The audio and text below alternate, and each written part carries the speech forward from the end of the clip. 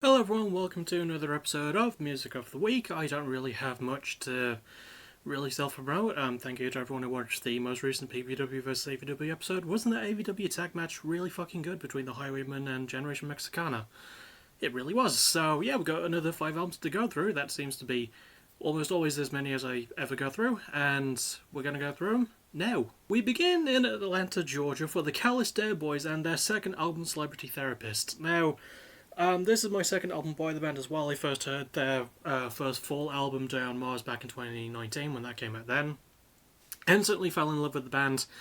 And yeah, this album is just some more phenomenal innovation from them. Giving this one the only A-related grade in the video, spoiler alert, but it is an A+, if that helps.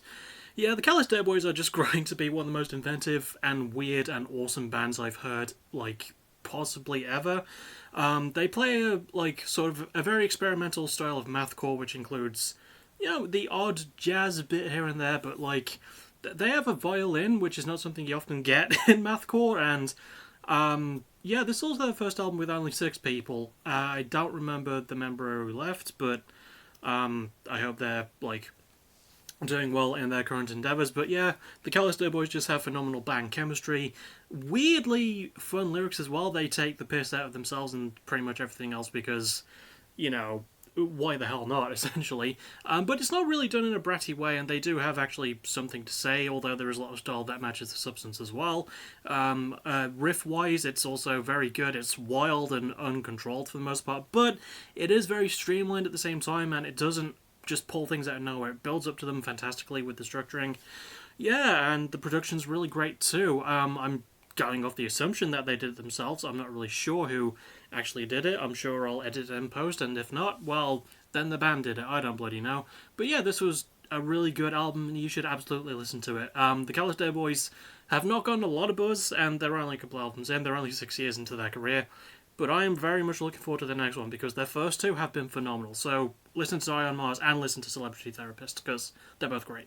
Next we go to Sheffield, South Yorkshire for Malevolence and their third album, Malicious Intent. Now this one came out all the way back in May, and I didn't even know it existed or that the band existed until quite recently. There was an ad for my favourite song from the album, Higher Place, and I listened to it and quite liked it. And I basically put this one on this list because there was other albums I was expecting to come out that had to be pushed back a bit. So, yeah, even though it was quite late replacement, I still quite liked it. I'm giving it an A+. Now, from what I understand, and let me just bring up the Wikipedia page, I am correct. This is their first full album in 5 years. I don't count the EP that they dropped in 2020. I never really count EPs. And, this is just some really solid British metalcore. Well, not specifically British metalcore. It's got more of a hardcore punk lean, almost having some elements of While She Sleeps, but without the energy. This one has more of a slow burning sort of pace to it, which really works. I like the band members' performances a lot, especially lead guitarist Josh Baines. He is an absolutely phenomenal guitarist. I apologise for my hair. Really good work lyrically as well. Very nice themes of religion and death and mental health. Handled really well and really maturely too. Again, performances are solid. I like the production too. Very layered, very nicely done. I think it came out through Nuclear Blast, and if you want a really good metal label to produce for you, Nuclear Blast is as good as it gets. I already talked about the structuring, sort of, with the slow burning pace. It pays off really well. And even when it goes all in, it's still really solidly handled. I quite like the album cover art too. That's got nothing to do with the overall sound, but it looks nice, doesn't it? And yeah, riff-wise, really fun. Like the solo work. Really like how heavy the drum work is, and the bass work too. It is very, very understated. That's really all I can think of to say. This is another one worth going and finding out. This is a band that's been around for 12 years as well, and they're only 3 albums in, so hopefully they actually try and put out more stuff. Obviously, 5-year gap, pandemic and all that. But, maybe the next one will come out a bit sooner. I'm hoping it does, because I'm very excited to hear whatever they drop next. Next we go to Troy, Ohio for Miss May I and their 7th album, Curse of Existence. Now this is a band I've known about for quite a while. I just never actually bothered to try and listen to them. And this is much like with Malevolence, this is their first album in 5 years. And yeah, I actually quite enjoyed a lot of it. I'm giving this one a B. It's very solid American style metalcore with a bit of a thrash metal flair thrown in on occasion too, and it adds a lot to the guitar work. I think the guitar work is actually very understated on this album. It's pretty damn good. Not as many solos as I would like there to be, but they're still pretty solid stuff for the most part. I like the lyrics do deal with some very bleak themes for the most part, but they're handled quite well. There is some mostly political stuff too, and some really good self-affirmation vibes going through them that do sort of help. Sorry, there's this like, is this a mothball? That is a mothball. I kept looking at it on my table. Anyway, yeah, really solid performances as well. I especially like the performance of the band's drummer. Let me see if I can find it. Jared Boyd. Jared Boyd is really good at the drumming. Yeah, production-wise, also quite good. Not as overly layered as Malevolence's album is. A bit more raw and open in a way, but still quite polished, still quite well handled. And production-wise, it feels like a couple of the songs do repeat a little bit on occasion, but it's still a really good pacing for the most part, and it's not a completely terrible album. That's a weirdly backhanded compliment. It's a really good album, and again, for a band who hasn't dropped anything in 5 years, I don't think they even dropped an EP before this. No, they didn't.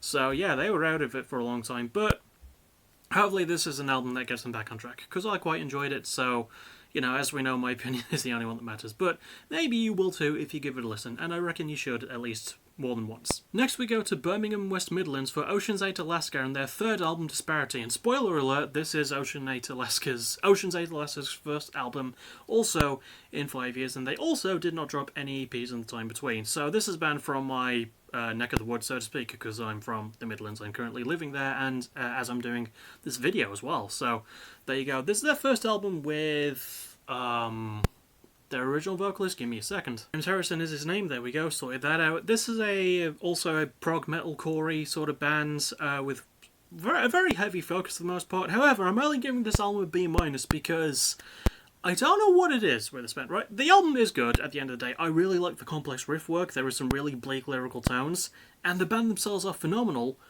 but they need better producers and they need to handle their structuring better. For an album with 11 songs, it's only like 33 minutes long, so it feels way too short, and it feels like it doesn't really contain itself for the most part. And this is a band that needs a better direction, and considering that they're signed to Fearless, they should be able to get that, And again, obviously I understand this is their first album in 5 years, and I haven't listened back to the other two since I first heard both of those, because a friend told me to get into them. And I tried, and I am cautiously going to wait for whatever Ocean's 8 Alaska drop next, but yeah, I don't know, they need something a bit better than what they've got. I don't mind their style, they just don't really have much of an identity right now for me. I do like a lot of what they do, though, and they just need to really tap into their potential and pull it all together. But this is still a pretty solid album, hence the B- grade that I gave it. Grave? No. It's worth a try, I think. So maybe give it a shot, maybe give it more than one shot. You might find some stuff you like. It's a lot heavier than the previous two releases as well, by a good mile, but they need something to streamline them a little bit better, and I hope that they can find it. And finally, we sort of go to Doncaster, South Yorkshire, England, for Youngblood and his third album, Youngblood. Now, I did not think I was going to be much of a fan of this lad at first, when I first heard about him in 2018, I want to say, and then I listened to Weird in 2020, and thought, yeah, this is a very captivating musician. I feel the same way about his self-titled here, also giving this one a B+. I really liked a lot of the more poppy focus of this album. I actually think it really fits him well. Like, I don't mind it when he goes for a rock territory, and there's a lot of pop rock and pop punk on here, but when he just goes for the straight-up pop, it's not bad, and he blends in the elements quite well. He's a very charming and talented singer as well, a really good performer. Where this album does fail for me is its structuring. It's only 33 minutes long. It's actually like exactly 33 minutes long, so that does actually make it kind of cool. But yeah, for the most part, even the shorter songs are still very, very punchy and catchy, but they're still a little bit too short for me. But the man himself obviously sings from his heart, very like fast-paced riffs as well. I like the lyrical themes of his depression, his sexuality, his other mental health things that he's talked about in interviews and stuff, and in obviously his previous albums. I haven't listened to his debut yet, which I think is 21st Century Liability. I should give that a go. I would like to. But yeah, Youngblood himself is just a very charming dude, and I really liked a lot of this. If you want some just solid British pop rocky, pop punky sort of stuff, I recommend giving this one a go. Again, also production-wise, it's really well handled because Youngblood did a little bit of himself with some help from some friends who he's worked with before. So, yeah, it's pretty good in all of its aspects, and I recommend you give this one a spin. And that'll about do it for this one. The next thing you'll see me for will be more Alice, not Madness Returns, American McGee's Alice. That was an interesting switcheroo. Tomorrow night, depending on how much of it I can stomach and get through, because good lord, I'm. Yeah, anyway, I'll get... those are complaints I'll have when I put the Let's Play up, whenever that'll be. And the next thing after that will likely be another Fight the Night review. I don't really have many plans past that, except for more PPW vs AEW, and hopefully next weekend. Not this weekend, coming the weekend after, possibly Defy the Gods. So, looking forward to that, and you should be too, because it's going to be a really good show. And that'll about do it. I will see you on tomorrow night, at the earliest, on my Twitch. As always, thank you for watching, you're awesome. Bye-bye.